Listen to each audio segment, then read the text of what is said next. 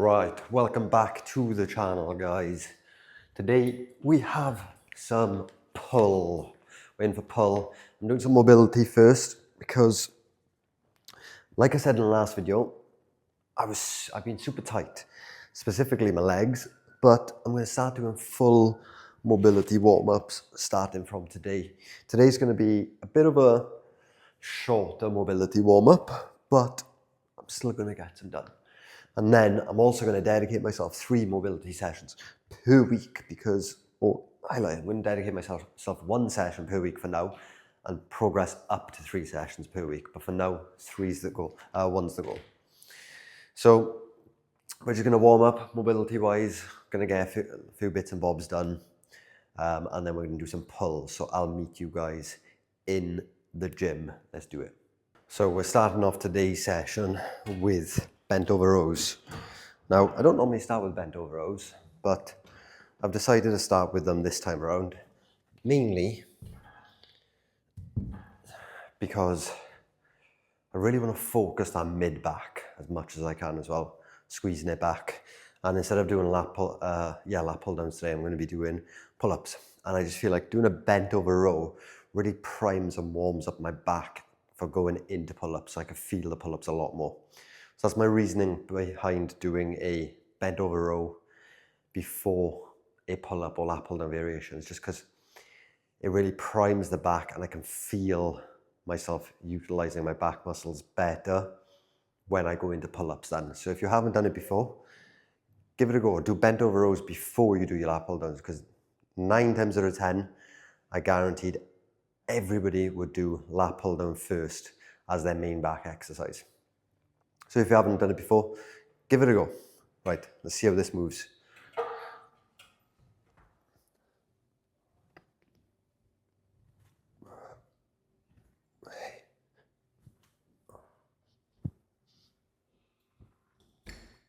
Lovely. So, I'll probably chuck this 5 and a 2.5 in the end. And that will be my working set. Not going too heavy. Never been super strong at doing these. I find that as soon as I go too heavy, this is all in the lower back there. So, prefer to keep it light. That's another reason why I don't do them often, because they feel really good, but I always just end up messing the lower back up. I think I just need to strengthen it up more. So that's the goal going forward as well, strengthening up the erectors and stuff. But yeah, so we're going to do this. We're going to do bent over rows as exercise 1, then we're going to do pull-ups as exercise 2 today, and then I'm going to go into a rear fly, and then I'm going to do pullovers, and then we're going to hit some biceps then as well. Probably do a cable curl potentially, and then some hammer curls. We're utilizing what's in this room today. I normally do a preacher curl. Right, let's do this.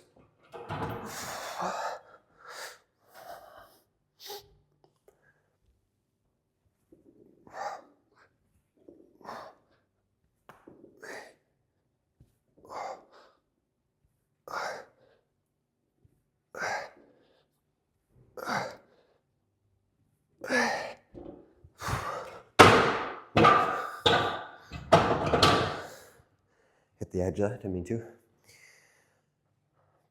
That was good. My form was starting to break in the last 2 reps, so I called it on that final rep because the form was breaking. Right, set number 2, we've changed up the angle. So I did 8 reps last set, form started to break in the last 2. So I'm going to aim for at least 6 now, see how it does. If I find that the form's okay, I'll go for the 8 reps, but we're going to go for 6 at least. Let's do it.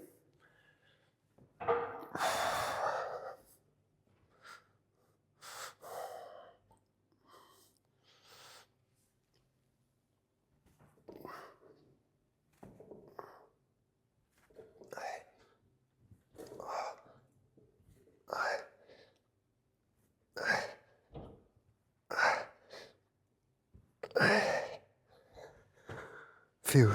That was 8, it was good. The last, I think the 7th rep, I just dropped down too much. But then the 8th rep, I feel like I pulled it back and made it a bit better. So, as you should already know if you've seen my other videos, 2 reps and we're done. Simplistic, almost like a Mike Mensa style training.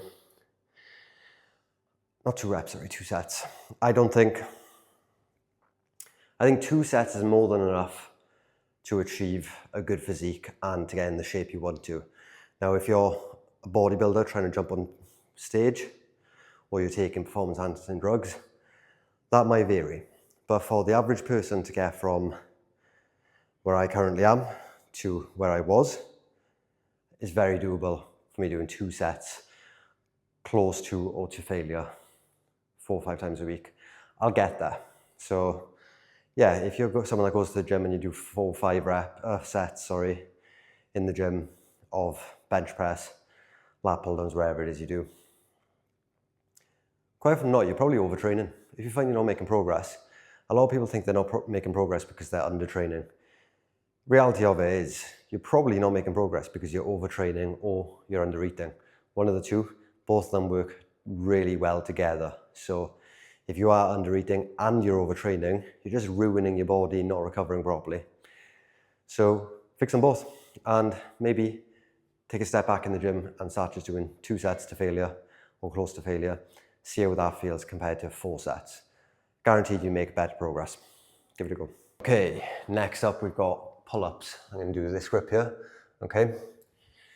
Try and get chin over if we can, but big misconception is you need to get your chin over the bar for it to be a rep. You don't need to.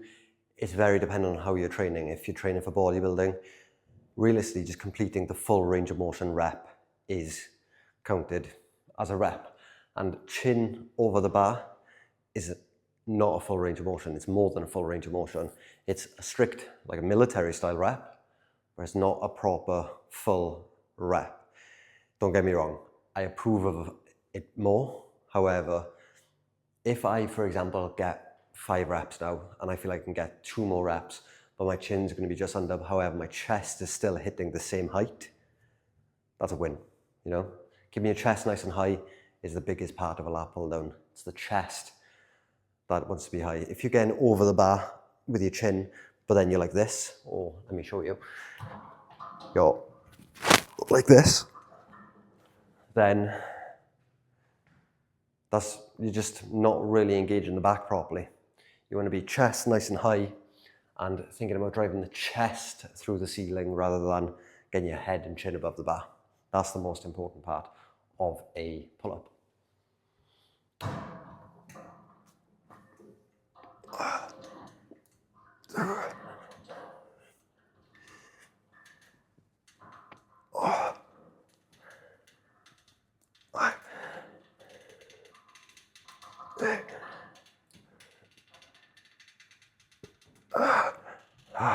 Oof. 7 reps, I'll take 7 reps. It's an improvement from when I last did pull-ups a couple of weeks ago. So it's a big improvement. Take about 2-3 minutes rest now for that. When it comes to pull-ups, what you'll notice is you probably need longer rest because they are such a draining exercise, especially if you weigh excess body weight as well. Like for example, I'm weighing 84.9 kilos at the moment. So I used to do like 15 plus reps of pull-ups when I was 72 kilos. So there's a huge difference, you know? When you drop weight, pull-ups are definitely an easier exercise to do, okay? You know what they say, mass moves mass, but when it comes to these are humbling, you know? It isn't just mass moves mass. Some people, genetic freaks out there, probably can do it, but for the average Joe like me and you, or potentially you, at least me, then yeah, these can be hard and humbling. I cannot wait to go home and eat. I'm starving. You know what I've been living off right now is chicken, rice, Philadelphia wraps in a tortilla wrap, yeah? Oh, chef's kiss. Really easy to make. Rice, chicken, Philadelphia, mix it all together, chuck it in a wrap. How hard is that? Chuck some barbecue sauce there if you want it as a bit of a barbecue flavour. And yeah, that's it. Also, milk bottle. I fill up my water in milk bottles mainly because one, this is 2.2 litres, so I know I'm going to drink at least 2 litres of water today. When I do it in like the 750ml jugs, I end up just not drinking enough. I drink what I have in front of me throughout the day, and that's my issue. If I have a 2 litre bottle of water, I'll drink that throughout the day. If I have a 3 litre bottle of water, I'll drink that throughout the day. If I have a 500 milliliter bottle of water, 500 milliliter, sorry, I'm just going to drink that as well. So if you're someone like me that does that, think about always having a big bottle of water in you. And the reason why I have milk bottles, so once my milk runs out, I get a new bottle. It's so much easier because you wash them out, you use them for a couple of days, the next milk cartons run out, you wash that out, use it for a couple of days, and you just keep repeating. Saves you ever having to wash the dishes, really, innit? Think smart. Right. Lightweight, baby. Let's do this. 1.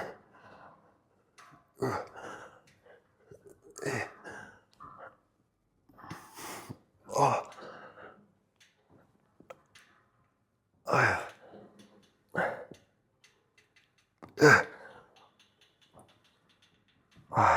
Oh, that was a bit ropesy. You noticed, I think, rep 4, I actually did the shoulder round, which I mentioned earlier I disagree with. And then the last 2 reps were chin below, but they were still solid reps because I was getting chest nice and high, could really feel the muscle work. That's my 2 sets done. We're going to take a breather, going to do some rear delt flies. Here's a couple of things for rear delts. Remember, your rear delt is a small muscle here. Small muscles you tend to not be able to lift heavy on because they're small. They can't load as much.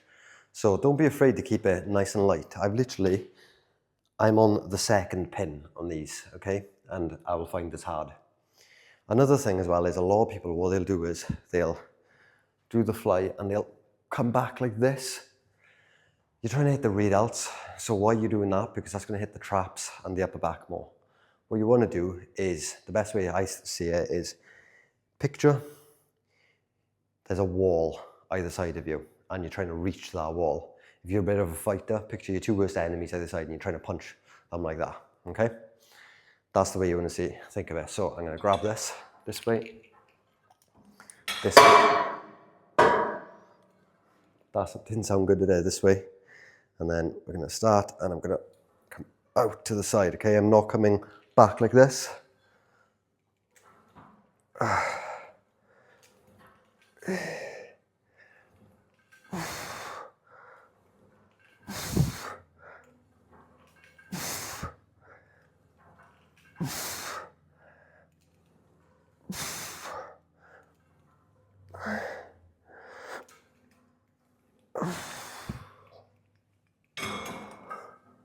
There we go. I hope you've seen what I was doing. It's okay to pinch the scapula back a bit. A lot of people will really focus it though, pinching the scap back. That's not the goal. The goal isn't to pinch the scap back, it's to work the rear delts. Don't know why it sticks like that. It's weird. Okay, let's go for set 2.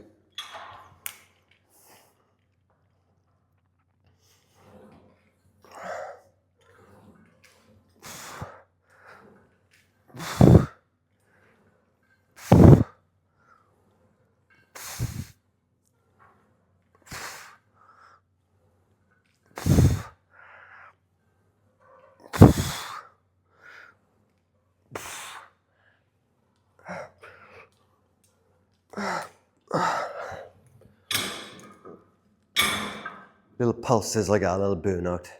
Sometimes it's worth doing that. I wouldn't do it every single time because it's just so much stress in your joints and muscles. But doing it now and again, every couple of weeks on certain exercises, really nice. Really, really nice. And I think that has been a big help for me whenever I've made a transformation. And it's definitely helping me now as I'm recomping. So when it comes to pullovers, I actually have a love-hate relationship for these. I've done them in the past and they've been absolutely amazing. Yeah, that's good weight. And other times I've done them and I can barely feel shit. So let's see how these go. I lean over until I can feel my lats stretching. take a little step back so I've got tension, lean over some more, and then we're just rowing the elbows behind the body, like so.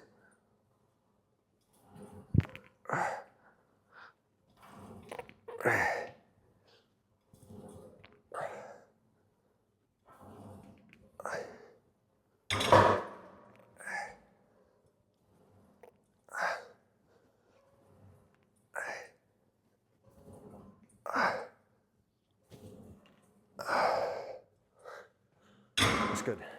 Now you can do this with a bar if you prefer, or a rope, whichever one. I swap and change. I don't always do this exercise. I only incorporate this exercise every few weeks or so. When it comes to my style of training, I stick to the same layout. So I'm almost training the exact same exercise every single week.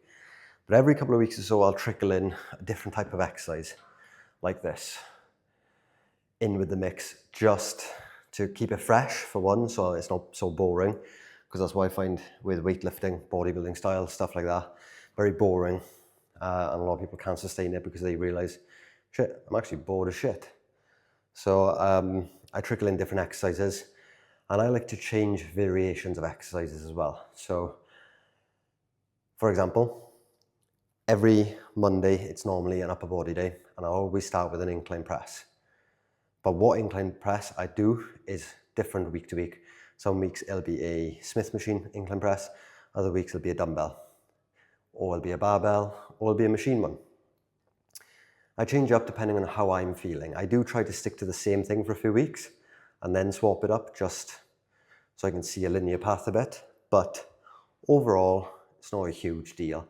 As long as you're monitoring, tracking what you're doing for each one, so you know. 4 weeks ago when I did the dumbbell, I'm doing the dumbbell again now. Let's see if I can beat that weight. As long as you're tracking, so you know where you're at weight-wise, you're Gucci.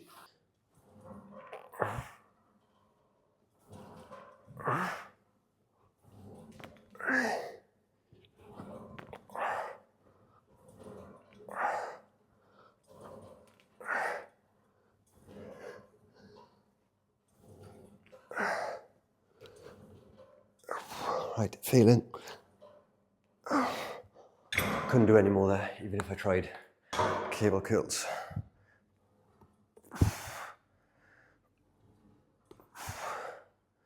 I can go heavier.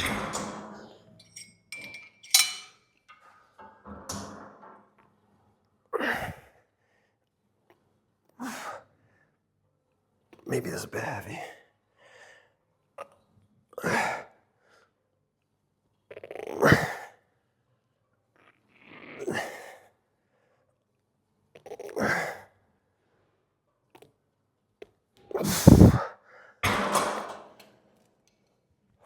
That was hard. That was hard. Drink your water.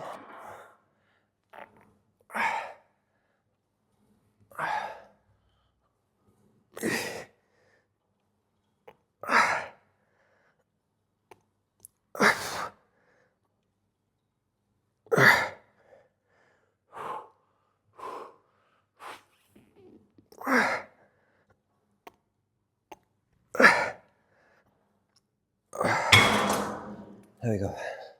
Phew. I'm calling it there. That was good. My arms are fried, they're cooked.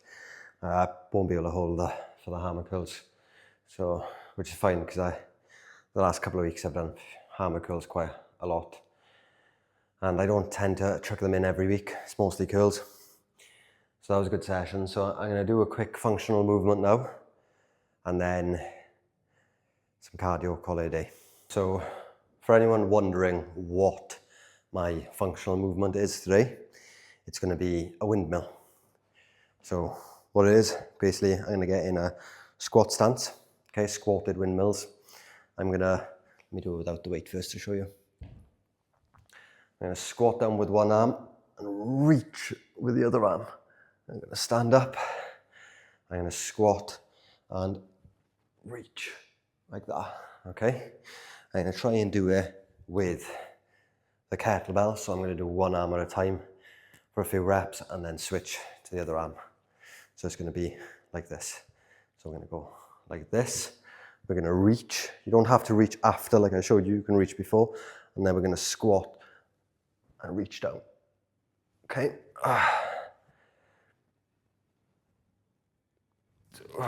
Start off at your range of motion. As you can tell, I'm not getting as much of a range of motion with the kettlebell. It's fine, because I'll improve over time.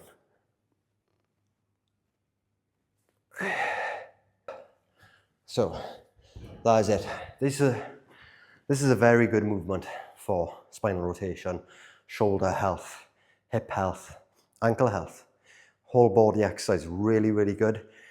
If you are new to the gym or you're an older person in the gym, not older physically, I mean you've just been to the gym for a long time, or you're an old person as well, this exercise is going to dramatically improve or drastically improve your body's capability to move. So start incorporating these.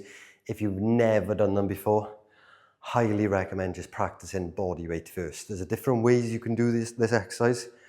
I would do it the way I've shown you today and then progress from there.